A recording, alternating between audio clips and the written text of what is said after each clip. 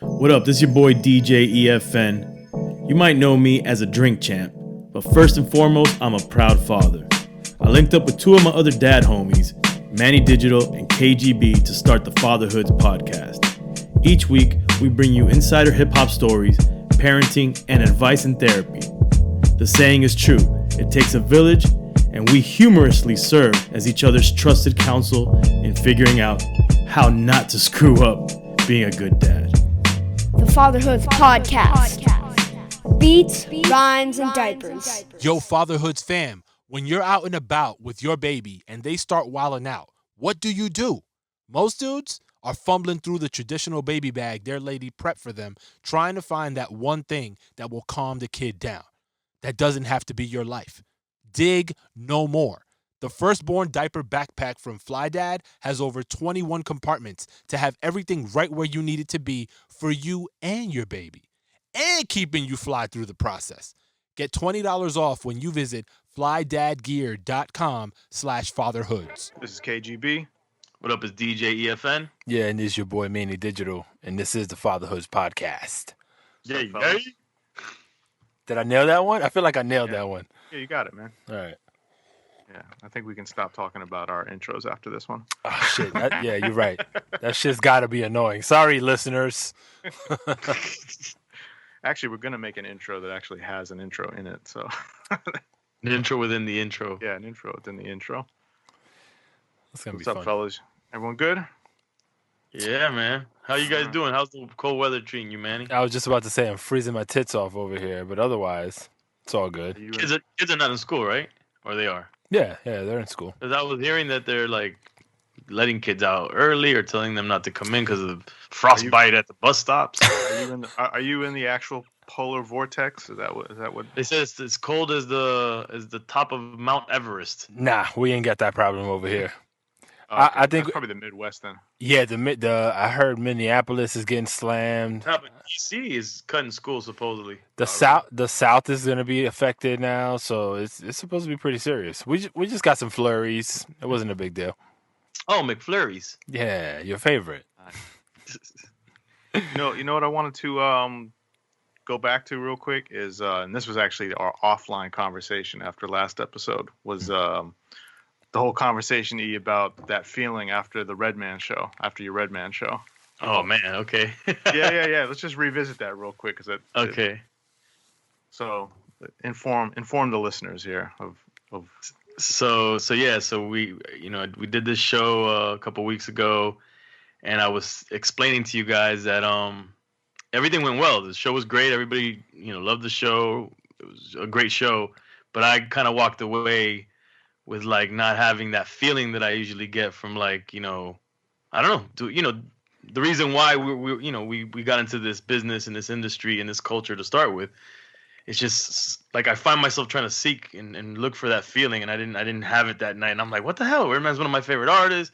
It's a great show. Everybody's having fun, and it just was weird for me that day. I just didn't have that feeling. And then you were explaining that you thought it was because it was here in home base, and yeah, like home base / now you have a baby, right? You have the right, like you have not that you're trying to go nuts or whatever and that kind of thing, but it's like I feel like almost in the back of our minds we have to have more discipline and self-control and just knowing that we've got a kid to look after. Like we got to get home and make sure that we're on point. So it's not like you can just party hard and forget about the world. Right. Exactly. That'd be my thought, because this is kind of like the first of that type of event that you've thrown since you've had your daughter. Yeah, and you might be right, because I was also explaining to you that we went to Chicago not that long ago, and I and I got in a zone. It's basically it's not necessarily just a feeling. It's like a zone that the zone. And you're like get inspiration and from seeing other artists and other DJs doing things, and you're like, oh, it's just that feeling of like, yeah, this is what I fucking this is why I love this shit. So I was watching actually Just Blaze spin. We were at the House of Blues in Chicago, and I was just there, off to the side, pretty much by myself. Sometimes Charlie was around, and I'm just vibing out, just watching the set, and I got that feeling, in that mode, and I would have said that, because maybe my girl was like, oh, maybe because of drinking or whatever. And nah, I kind of drank the same in both of these events. I wasn't like really super fucked up or anything like that. So it wasn't the drinking thing. It was just that, well, I didn't think about being out of town versus not being out of town. And I think you might be right in thinking about it again. And I even spoke to my girl about it. It was like it made sense. Can you describe the feeling? Because you offline, you described it in a way that I don't think is clear to people. It wasn't to me until you mentioned it. I mean, it's difficult to describe it. I just think, and I remember talking about it with you guys, and I kind of referred to Kay maybe understanding more than you, right? But I think anybody that well, I can only associate it with entertainment. But me, like for example, as a DJ, getting on the turntables and you being in a zone, and the whole crowd is jamming to what you're playing, and you're in pocket, and you just get this feeling. You're like in a zone. But you could also get that same feeling as a fan, like you're like sitting there watching something, and it's like it's in pocket. It's like the purest, whatever. You just get into a zone, and it inspires you for when you're going to go back and do whatever you're going to do.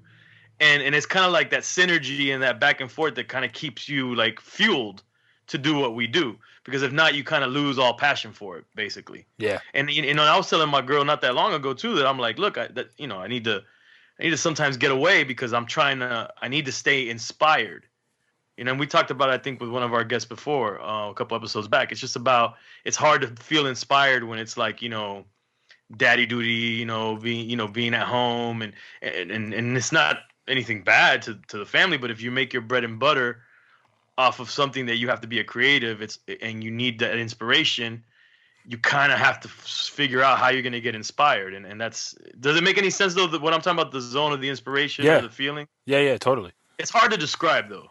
Yeah, think of the zone as, I mean, even as if we're taking ourselves as fans, as when we hear a song that, that was a classic song for us, Right. or we're all of a sudden, we're just in the moment with that feeling, and there's no stress, there's no pressure. You feel, you're in a creative feeling, as opposed to thinking like, oh man, I got to go, do X, Y, and Z, right? But you're not thinking about that. And I think especially if you're really committed to parenting and all that kind of stuff, that zone can get interrupted by those feelings of just paranoia, or just wanting to make sure that you're on point, or thinking about, too far ahead in the future of like, I got to do this, I got to, I got to do that.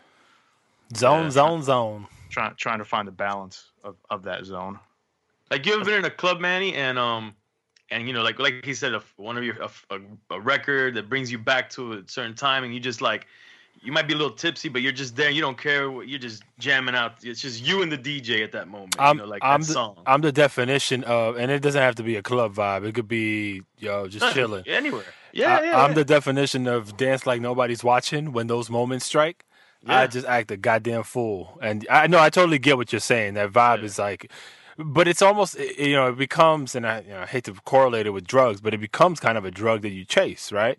Well, that's why I think alcohol sometimes plays a role, or people that, obviously more than alcohol in the entertainment industry, all kinds of drugs, because what happens is, obviously, as the pressures of whether you're doing this professionally or just in general stress of life, it's harder to get in those zones. So alcohol, drugs obviously help you loosen up to open you up more to that zone, unfortunately. Yeah. So, but yeah, it is likened to that, and yeah. So. Yeah, go ahead, Kay. No, I was just gonna say I generally have a hard time getting into that zone when I go out, because I feel like, especially if I'm home and I go out, because I don't like, I really want to make sure that I'm not coming home and having drank too much, and I don't want my son to see me. That's not really an issue for me these days now that I'm older. Right. But it's also just like, I just want to be on point, right? And I want to be able to know if something goes wrong, that I'm ready to tackle it, even when I'm away. It's like I can get in those zones sometimes, but I've always got in the back of my head, like, kind of an anxiety of, I hope everything's all right at home. And if something goes down, I want to make sure that someone could reach me and there's no issues. So I'm always feel a little slightly stressed. So it's nice when you are able to all of a sudden hit that zone pocket and it then it let just go. gives you it just gives you a little kick of energy. It doesn't have to be a long time, but when you do feel that, and then I think that's probably I could compare it to a meditation in a sense. Those zones that people feel, or people who do sports, they get away and they get in that zone. So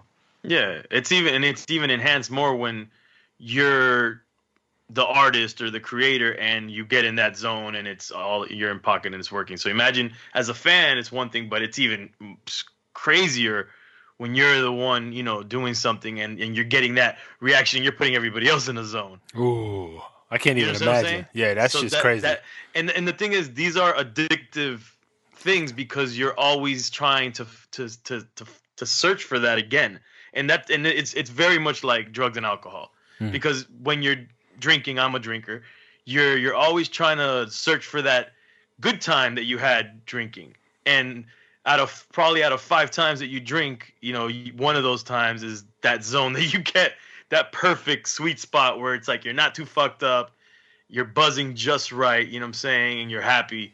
And that's what in the in the long term is the negative effects, because you're searching for something and whatever. That's another podcast. So something you guys said earlier, just the whole working from home aspect and parenting as you're working from home, right? Like, I find it very challenging to be productive at home. And I mean, throughout my career, even before kids, like, I've had the opportunity to work from home for an extended period of time, and I found it to be, in my corporate environment that I'm used to, out of sight typically is out of mind. And that was something that I struggled with. But then just generally, like, sitting behind a screen or what have you for hours on end, now with kids, is always interrupted. And as soon as, for instance, my 2-year-old is the one that's at home most of the day. When she comes and she breaks my stride, for me to get that back, it could take me a day. Like, more. It could take me a while. I have issues where I can go days where I can't. That's another zone I gotta get into. Yeah, it's crazy, and to the same, in the same vein, like, it is. You're right. It's a zone you have to kind of get yourself into. What I found to be helpful, like, and it sucks because I have ample space in my house. Like, I've purposely bought a house with ample space with a basement and all this shit so that I could technically really have a home office. Yeah, and get away. So I got to go to Starbucks. And the chaos and calamity that happens at Starbucks doesn't affect me. Oh, okay, I see what you're saying. Which is crazy. I mean, I'm there with my headphones. I'm not listening to shit. I'm just tuning people out, basically. But I'm able to get more done. And it sucks. Like, I hate it because I have all this space. Why the fuck am I giving Starbucks? And I got to buy a coffee because I feel like a dick if I'm just sitting there. So do y'all struggle with that? I mean, Kay, I know we're all kind of in the same realm. I haven't had, well, yes and no. I mean, it is, so for me, doing any kind of independent work from home, like, I've never had a issue. I prefer that. I'm pretty self-disciplined, and, I prefer to work that way. Having a kid and being at home and getting work done, there's definitely challenges to that. I totally get the whole, like, when you need to get something done and you're in that work zone and then there's an interruption, that's definitely tough. I've tried to flip it a little bit and try to use it as best as I can as a teaching moment for him, like, to teach him, hey, discipline. You like me being home, right?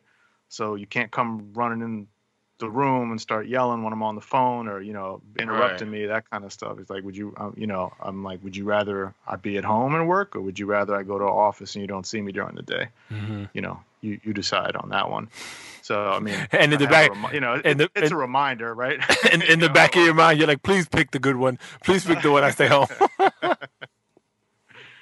But it's it's a reminder. But I think little by little, he starts to understand. Like, all right, I gotta, when Daddy's on the phone, I can't interrupt him. And so I think that's a good thing. Yeah. Yeah.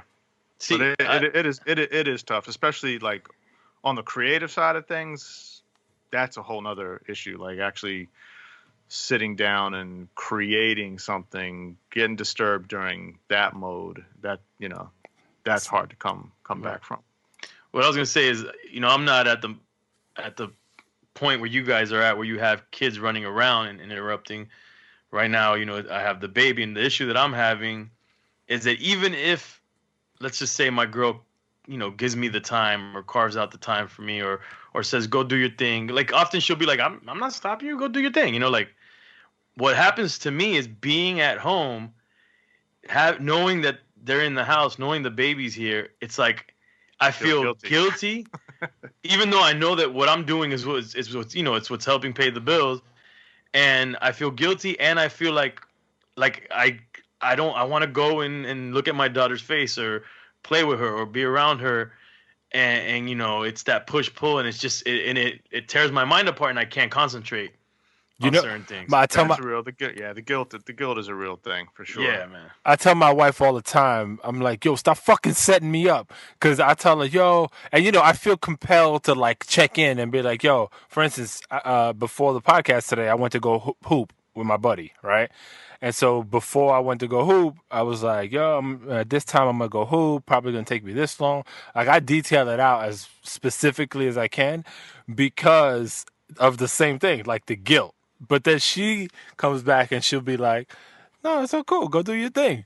Right. It's our own guilt, right? It's no one's really putting it on us. Well, she does it. She does it. Passive aggressive. Yeah, exactly. Like, she'll do it in a way where it's like, no, vete. And I'm like, oh, yeah? Oh, yeah? Yeah, it could be passive aggressive. And it just sucks because, like, I try to explain to my girl that, first of all, it's difficult for me to concentrate. I truly have ADD. Yeah. I truly am dyslexic.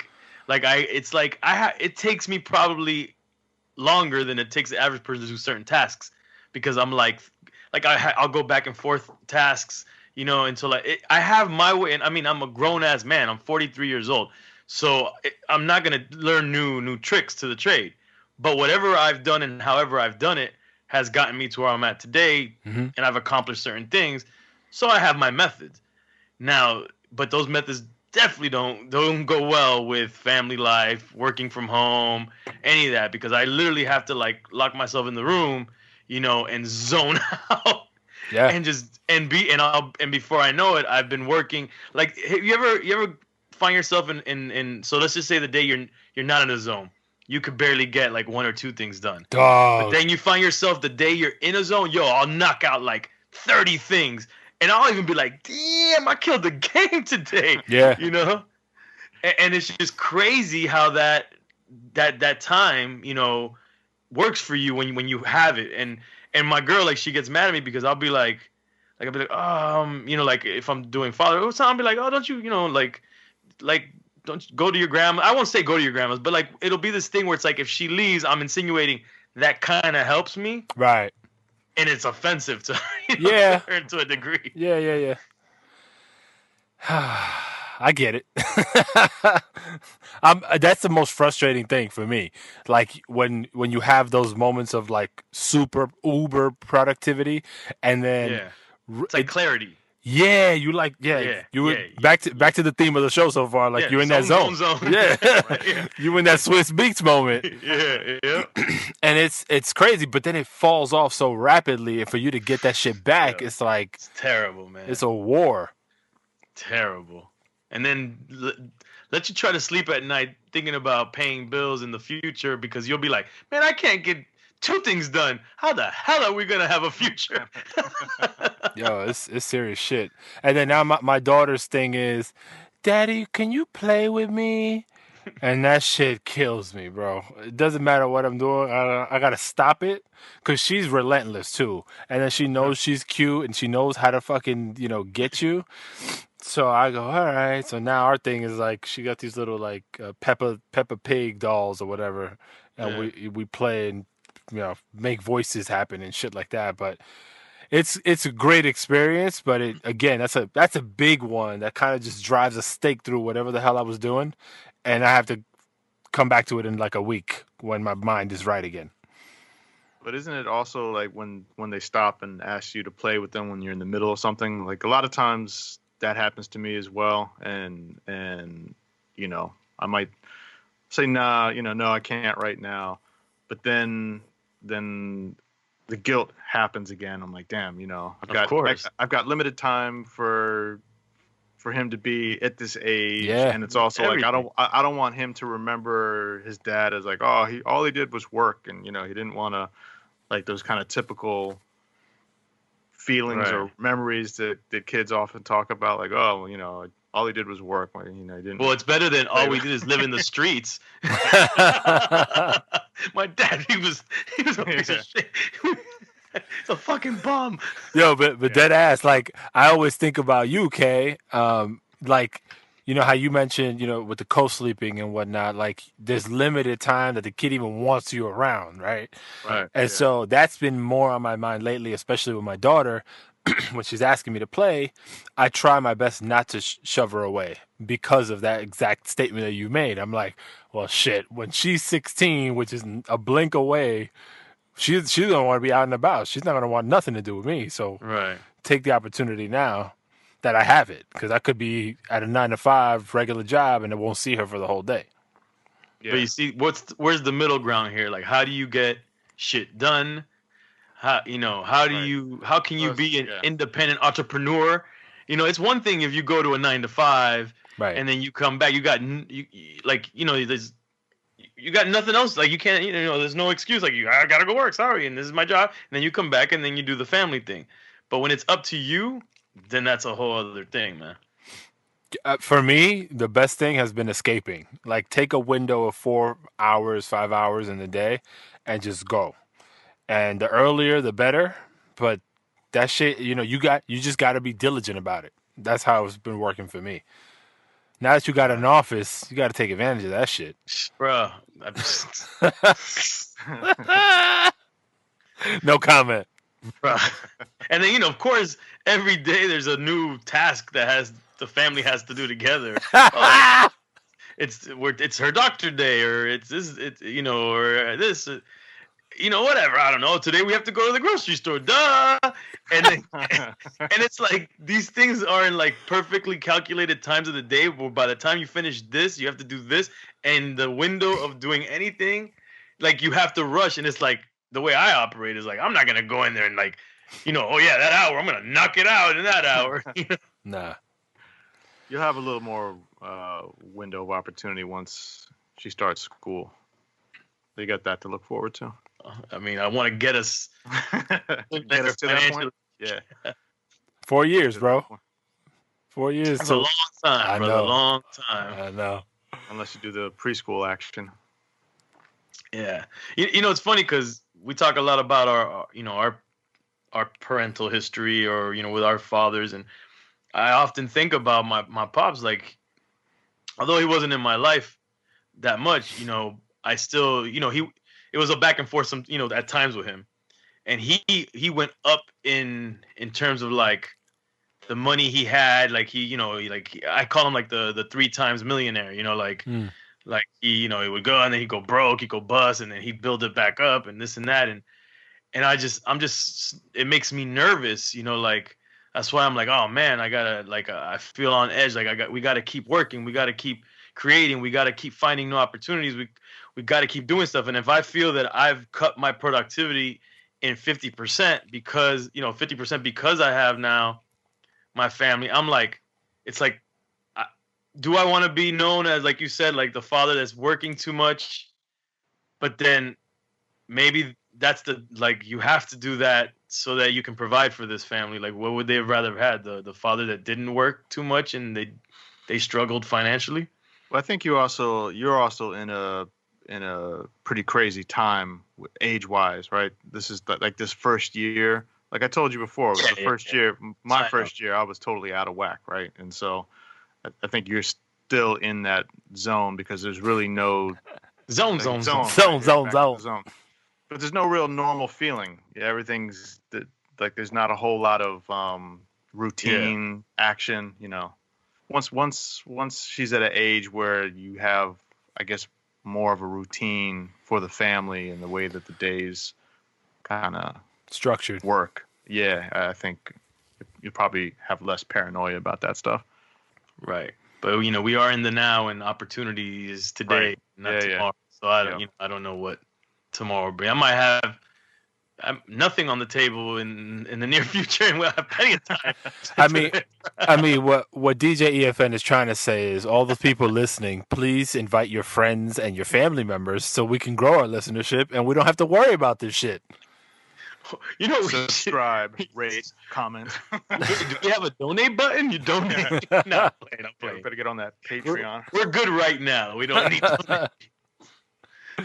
We won't harass you for not yet. Donations yet. But you're right. And I did admit the other day that I finally do feel that like this first year really taking an effect on me, and so. Hopefully, things get better. But people always say it gets better. And I mean, for a second, you're like, oh, it's better in certain aspects, but other aspects, it gets a little bit more complicated or difficult. Until you have your second one. Pow! and then you back on the starting block. Yeah. I don't know, man. It's easier. You suffer with a new baby, but once you go through it one time, it's slightly easier than the next thing. Yeah, man, you build up the tolerance. I still want a fourth, bro. If my wife is listening, I want a fourth kid. Fuck. Jeez. Sorry. It's been on my mind lately. Yo, different topic. Yeah, moving on. moving on from the zone.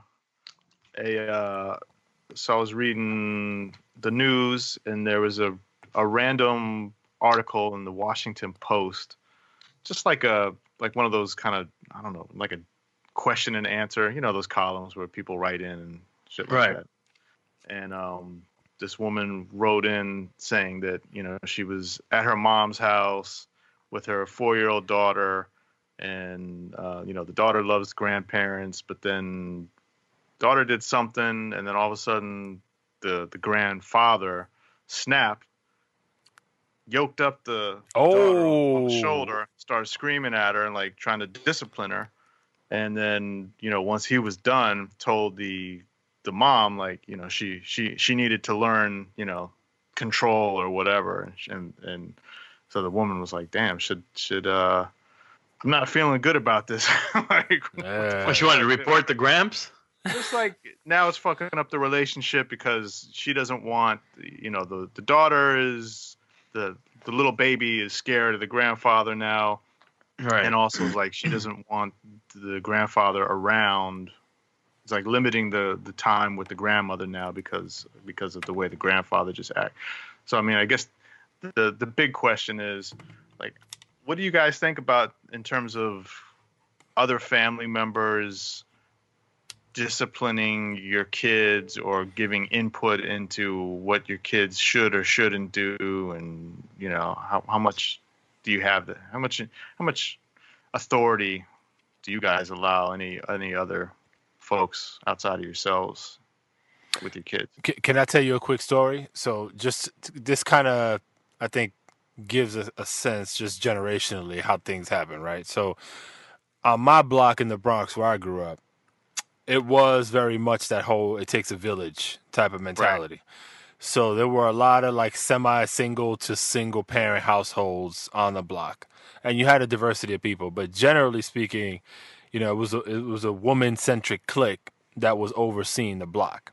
And so all these moms had like this secret society type shit where they would snitch when necessary to each other about what their kids were getting into, and in some drastic cases would even like yank you by the ear and haul your ass upstairs to to face punishment or what have you. So depending on the degree, so like again, these aren't even direct family members in this example, right? These are you grew up as family technically, Right. or not technically, but this is they're strangers, they're not blood. So with that same I guess framework, I'm very much of the belief that that's useful, but it really has to have some sort of boundaries, because once you start getting physical with kids, that aren't yours, or even aggressively speaking to them, Yeah. on some like I'm gonna fuck you up type shit, like that shit doesn't work. But I do appreciate in my world, like I do appreciate. I wish my mom would be a little tougher on my kids, because she lets them run her over, and that's for her that's what a grandmother's supposed to do. I don't give a fuck. I discipline y'all. Now let me enjoy them and let them do whatever the fuck they want. But how do you know if you're on the same page as? Not even just family you, members? you and your girl. Like maybe you might have a different outlook, and your girl might not appreciate your mom's doing certain things. My wife and I are pretty much on the same page with all this stuff. The way we look at, I mean, so I guess what I'm talking about with our parents is more on the kids running them over side of things versus the grandparents disciplining our kids, right? So it's the opposite actually. But we tell the grandparents, we tell them, look, whatever rules you establish in your house, let them run wild and do whatever the hell you want them to do in your house. We've never had a circumstance where any of our family members did anything of a disciplinary nature to our kids, outside of like correct them if if somebody's trying to walk in the street, in the parking lot or whatever, yo, don't do that shit, what's wrong with you? And then that's the extent of it. So we've never had that issue, but I wouldn't be opposed to it to a degree. I think it might not be a bad idea to let the family members know what they're allowed to do. It might sound weird, but at least it doesn't leave any room for interpretation or whatever. Like it's just be like, whatever. Let's say your mom, the grandmother, you could be like, "Hey mom, me and my wife, we don't agree with, hitting our child, so, please refrain from hitting her, but if something happens, call us, let us know." Or you might be like, "Hey, give her a nice spanking if she does something wrong. I'm okay with that. You did right by me, the spankings, whatever. I think having that conversation, because then sometimes, the other family member might be put in a weird position and they don't know what to do. And so maybe by kind of like opening up that dialogue, you kind of set some boundaries and some rules where you feel comfortable on what can happen. And ultimately you'd be like, yo, if you got to do something, just call me first, Yeah. Yeah, it makes sense. That's a good strategy. I mean, it's a simple one. I wouldn't have thought about it unfortunately, until a situation occurs where you observe it and you're like, yo, shit, I'm not with that shit, and then it snowballs into like the family divide, very quickly. Yeah. You got to be preemptive, because I mean, obviously, I'm in a smaller family dynamic, but I find myself like telling my mom things that. And this is stupid things, not like the how to feed her, and my mom's like, I raised you and this, that, and I'm like, Mom, different times, Right. and like even how she holds, and I'm like, you're at a different age now, so but I'm trying to be very vocal with her with what I'm comfortable with, and just so I don't know, I just don't want it to be any confusion, and I tell her, no, I'm sorry, I'm not comfortable with that. Obviously I'm a first-time parent, me and my girl, so we're very nervous about anybody, no matter how close they are, even ourselves. We're nervous with what we're doing. So could you imagine somebody else? But I think that opening up that dialogue with any family members that you're going to be potentially leaving your kids with, or they're going to be around your kids a lot, just letting them know, hey, I know you're into, smacking the dog shit out of your kids, but I'm not into that. So please refrain from doing that to my kids. And if something's wrong, just give me a call and I'll handle it, just so that they know, hey, Because if not, then you cause a rift that could have been Yeah. avoided. You know. Yeah. What about on the Latin side of things though? Because you be Latin. the Latino. Because and Kay, you can obviously from your wife's perspective, kind of have your POV on this. It's harder, in my opinion, to have a candid conversation, not necessarily criticizing, but setting ground rules like that, especially when it's like the grandmother of the kid, and the reason being, they take offense to it in my experience, right? So it's not like you are saying, "Yo, ma, listen, I get why you're doing what you're doing or why you think you want to do what you're doing. We're thinking about it from this perspective. We would appreciate it if you applied this when you're doing whatever it is." Right away. My mother, for instance, my mother would be like, "Ah, pero tú te crees que tú sabes?" And I'm like, "Oh shit, bro. It's not an attack on you. It's just I'm going through the same thing. yeah, dog. So same thing. and She gets mad offended. yeah, and I mean, you still have to have the discussion, but then you gotta sugarcoat the fuck out of it, and it's like, all right. So you've reduced the conversation to a pat on the back at the end of the day. I think. Sorry, I was going to say, no, I think if you have the discussion, there's going to, especially grandmas, it's going to get offended. But if you don't have the discussion, it's going to be, it could be worse. It's Because then you're gonna it's gonna be like you're gonna have animosity if something goes wrong, and there's just gonna be like that rift that we're talking about. Yeah, one day my mom was visiting, right, and so I was working, and she wanted to give my son a chocolate, and and we've always told my son, like, you gotta always ask your mom and dad first before you can have X, Y, Z or do certain things. And so he was following his rules, right? So he comes running into the room. My mom's like, "Don't interrupt him or whatever," and he's like, "No, I have to ask my dad. I have to ask my dad." And so he came in, and I was fine. He's like, "Hey, can I have?" When he wants to give me this, can I have it? And then I don't know why it offended the hell out of my mom, right? Because not necessarily him doing it, but like I came out and she was saying, it's okay when your grandmom say you can do or have certain things. You don't have, right. We can tell you what to do sometimes, give you the okay sometimes. And my son's looking at me like, but Dad, you always said that we got to ask you and Mom first, right? And I looked at it and I said, yeah, you're right. That's what we have told you. So you did the right thing. And then she got super offended by that. I mean, we finally straightened it out. But again, it's all miscommunication. It's like, she doesn't know what we're telling our son in terms of this is how we operate. But then on the flip side, grandparents probably think that we can get away with all kinds of different things because we're the grandparents and, right, and all that stuff. So I don't know, it's messy. It is messy.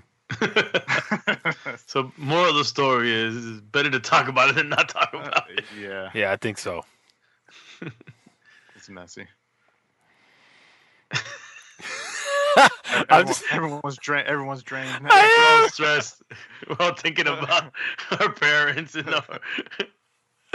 the candy thing is one that I gave up on that fight because my mom.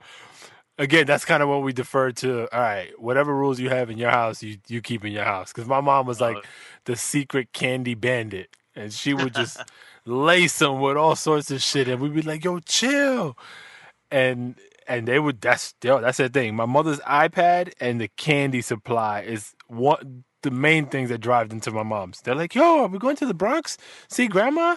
Blah blah. Yo, as soon as they walk through the door, they know where the candy stash is. They jump that shit, and then they go get her iPad, and then they go fight the rest of the way. You don't hear them the whole time they're there because they're on the fucking iPad eating candy. Actually, my mom's husband got mad at my son one day, and he didn't take that shit. He was pissed about it. Your son was pissed?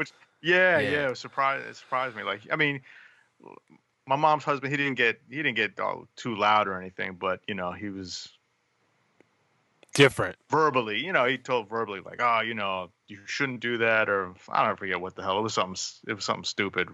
But my son did not like him, talking to him in that kind of tone of voice, and told him so. I was like, oh, okay, check you out. Like I let him, just go at it, and so they could figure it out. What did he tell him? Yeah. He said something like, I don't think you need to talk to me like that. It's not Wow. my fault. Nice. I like that. We should, you should apologize to me, and I'll apologize to you, and That's fair. Something like that, along those lines of basically like going back and forth on it, and not. But diplomatic, it seemed. Yeah, he was a little tight by it too. Right. And he still kind of holds a grudge right now. We talk about it. He's like, yeah, he can't talk to me like that. He can't. I don't want him getting mad at me again. And See, I prefer that, like, because he's communicating how he feels. A lot of times, especially with my kids, like I have to pull teeth for them to tell me how they feel. And that's critical, especially in this day and age. Like people just let that shit bottle up, and who knows what that becomes, down the road. So like it's better, way better that he's in that mode, because fuck, it's hard to get. It's good that he could just say what he wanted to, and and it's not like my mom's husband is around young kids very often at all. So they're both learning. You got that's real dope. Learn how to deal with different people and that kind of shit. So. That's dope. Yeah. So what do y'all think about I know what kind of So what about the zone, man? Zone. what about this political zone? Are you guys paying attention to all the shit flying around with people putting their names in hats and shit? Presidential shit? Yeah. That's too far out right now. That shit snowballs quick, man. Yeah, I don't know, man. I mean, it's what I watched. What's her name? Kamala. Yeah. What's her name? Kamala Harris. Yeah. From California. I'm sorry. That's actually how you pronounce it. It's Kamala Harris. Yeah. Right, from California. Yeah. I watched her town hall yesterday. It's cool. Whatever, man. This as long as 2 years. I got a baby at home. It's too much to deal with right now. I'm fearful. I mean, I'm I don't even want to say it, but before I even bought this house, I was concerned with the prospect of the potential win of Trump, because I looked at the landscape and I was like, yo, if I buy this house and this guy's president, we're going to turn into some socialist, like crazy change in our political system. Socialist? Yeah, I don't know, bro. I was like, because, the way... Ain't Bernie Sanders.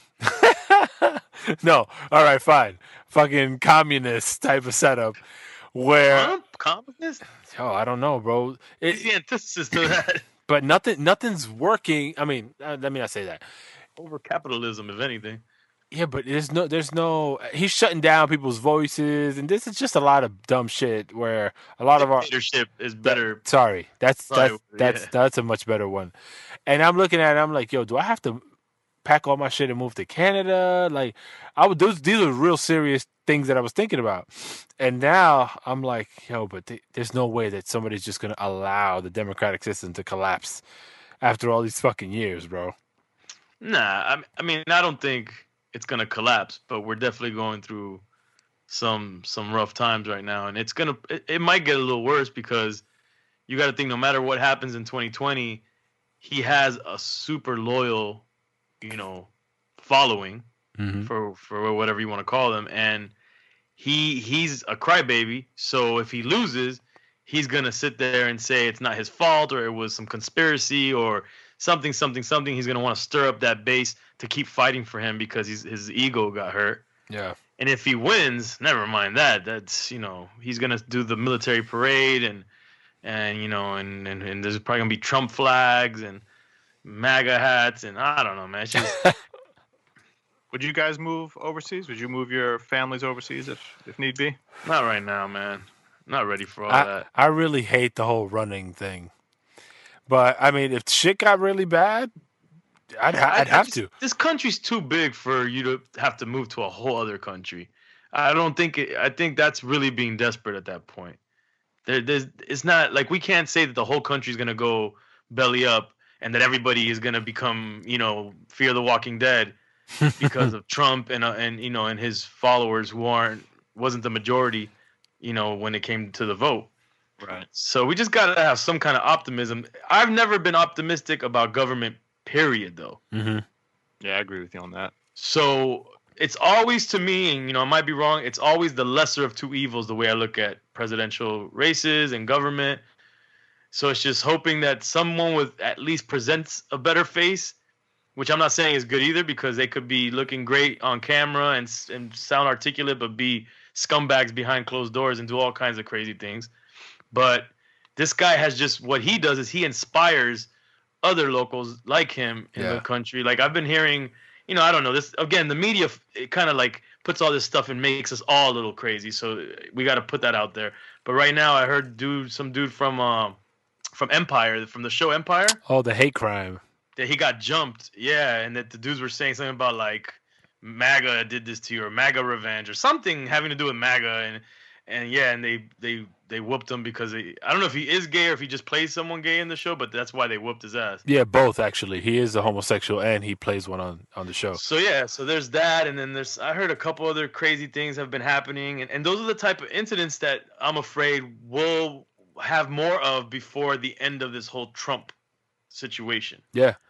And I mean, bringing it back to just parenting, like that's a fear of mine. And granted, like I think we all grew up in an era where, you face adversity with other people. I mean, that's not anything new, but the advent of technology and how easy it is to mobilize a group of people is scary.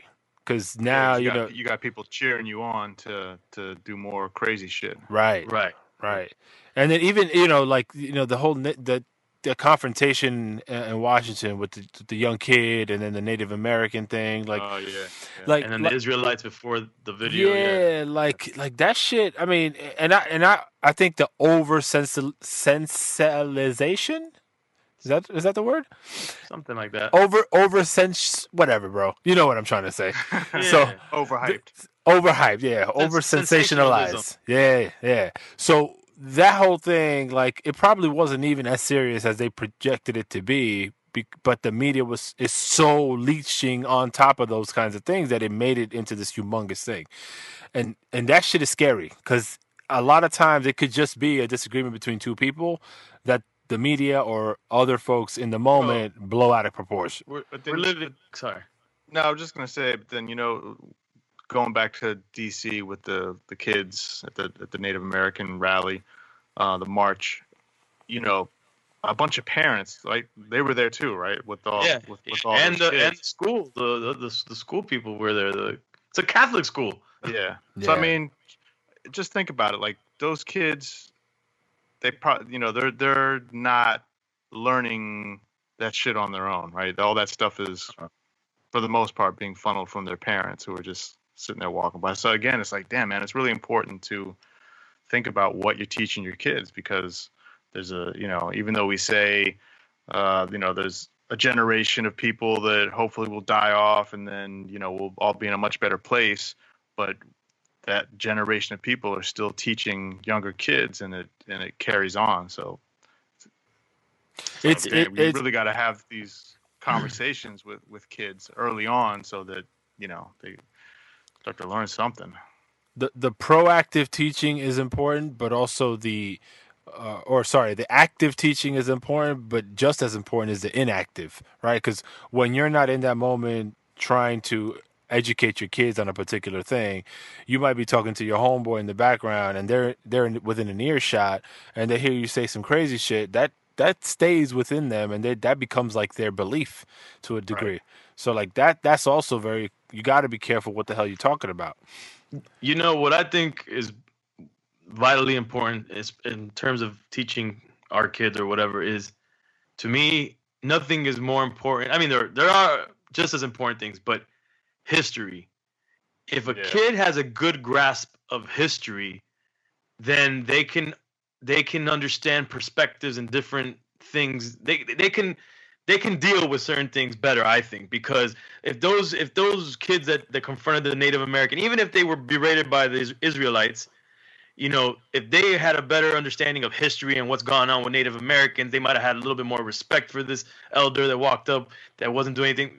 That just alone, they might have had, more respect. Or someone, wearing a MAGA hat might understand, hey, maybe for your parents, America used to be pretty damn good, but there's a whole other population, part of the population that was, going through segregation, that have gone through all kinds of stuff in the history of this country, and same, world history, all kinds of stuff. And I just think that that's something that's lacking. I heard that is civics, that's considered history as well, civics?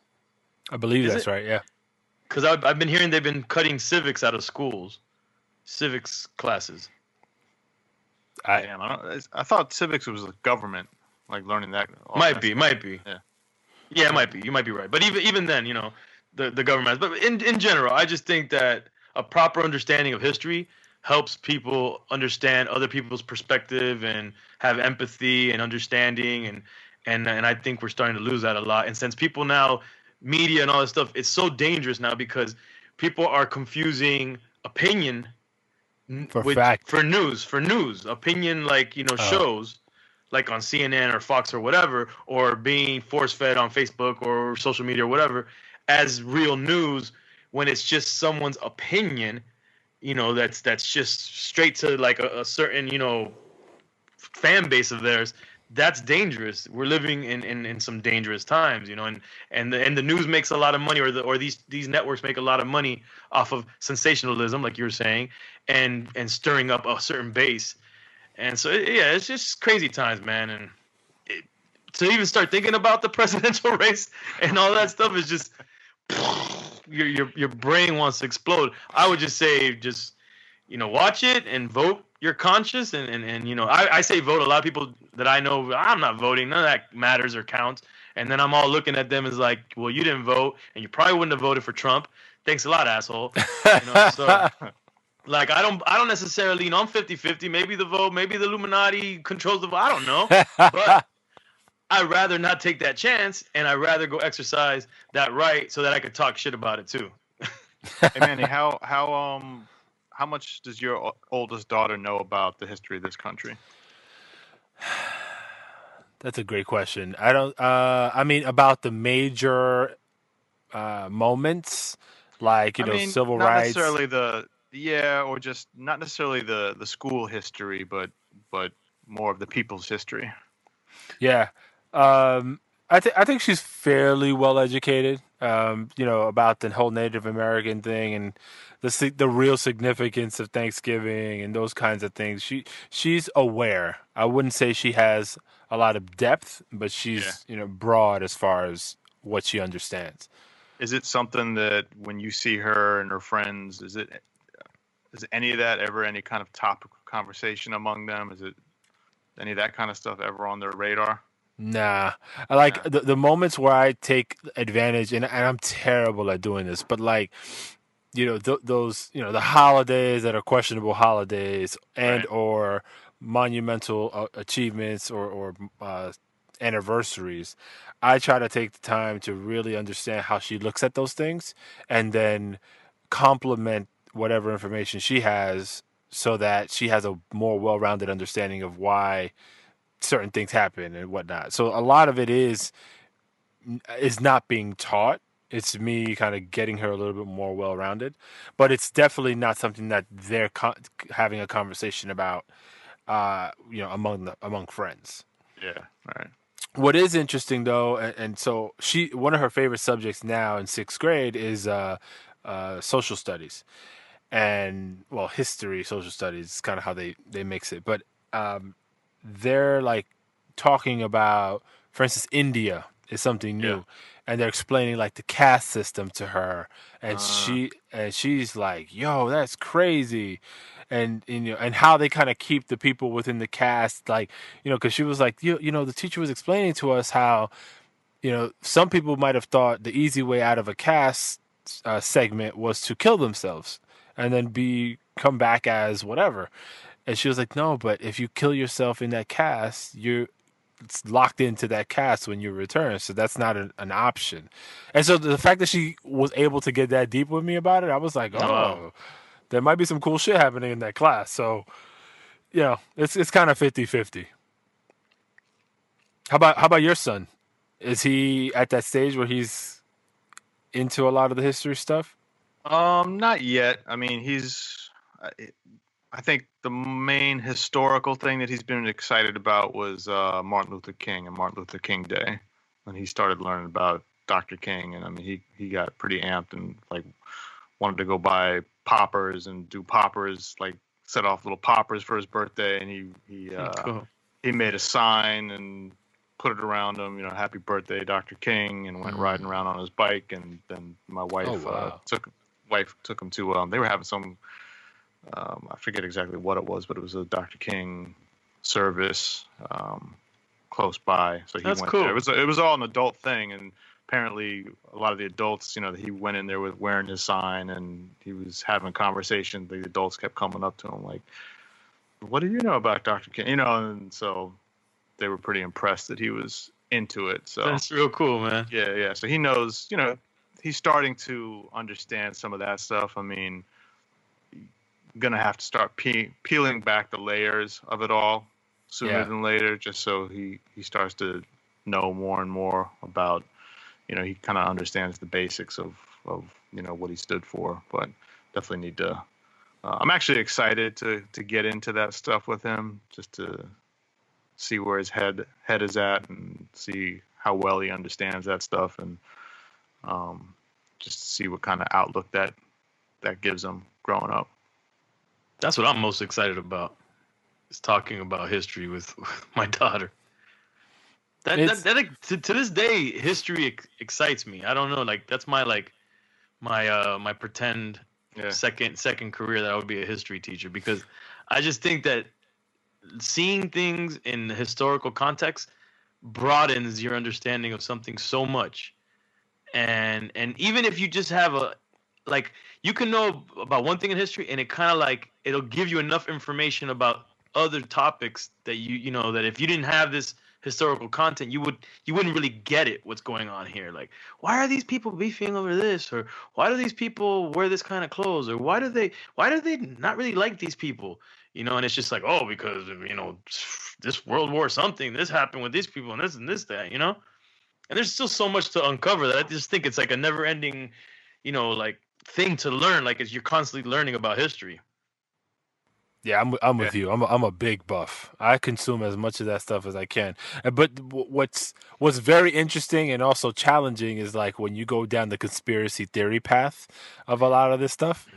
I'm a fiend for it, but I know very well that a lot of that shit could just be blowing smoke, but it's interesting. You have to look at it as entertainment. I have a friend of mine. I'm gonna remain him nameless. Look, I used to be one of those people. So it's a guy. Yeah. I used to be one of those people that and actually hip hop is what really started to put me on to a lot of the conspiracy stuff. Like the Illuminati and the secret societies and the Masons and all. And then because I'm a sponge and I wanted to learn about this stuff, I'm here going, down the worm. The pale. Yeah, and all those different things. And then, when YouTube, started coming around, you can go down the YouTube wormhole.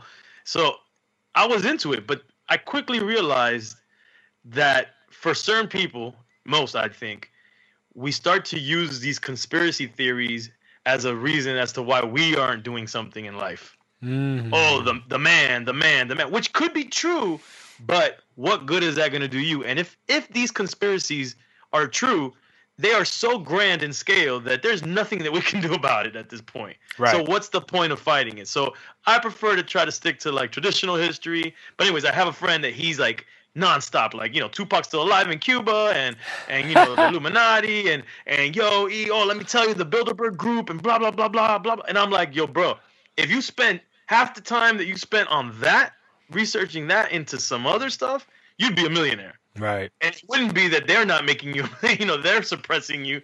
It's you, bro. You're just going down that rabbit's hole that doesn't benefit anybody at all. Because you're gonna die. What, saying that your third eye was open? Wait, isn't Tupac on Drink Champs next week? Tupac on Champs. Yeah, Talking about you heard Suge's son say that he has a new album from Tupac coming out. Yeah. He's got him in the studio. He said he's got him in the studio right now. wow. Man, All right. that was fun. Thank you guys. Namaste. Yeah, I need to go and light some incense and hit the bong a couple times. Not a bong, the bong. The gong. The gong. I meant the gong. my mind's in the wrong place. Before we get out of here, real quick, you know that I found something, and I'm gonna report back to you guys. I just told my girl there is a drink that's supposed to give you a buzz, and it's not liquor, and it's semi-healthy for you, and it's supposed to replace liquor as alcohol is bad for you. This was created to so that people could still get a buzz. The synthetic liquor? It's not. It's supposed to be all these like It's Tiger Bone Jr. neurochemicals that were created It's called herbs. the zone. Zone. Yeah. I'll report back when I get it. Indeed. Let us know. All right, man. All right, y'all. This is a great episode. Have fun. That sounded sarcastic. Right. Great episode, guys. Right. Enjoy that polar vortex. See you later. Thanks, guy. Later. Peace. Yo, be a father. If not, why bother, son? A boy can make 'em, but a man can raise one. Be a father to your child. Be a father to your child.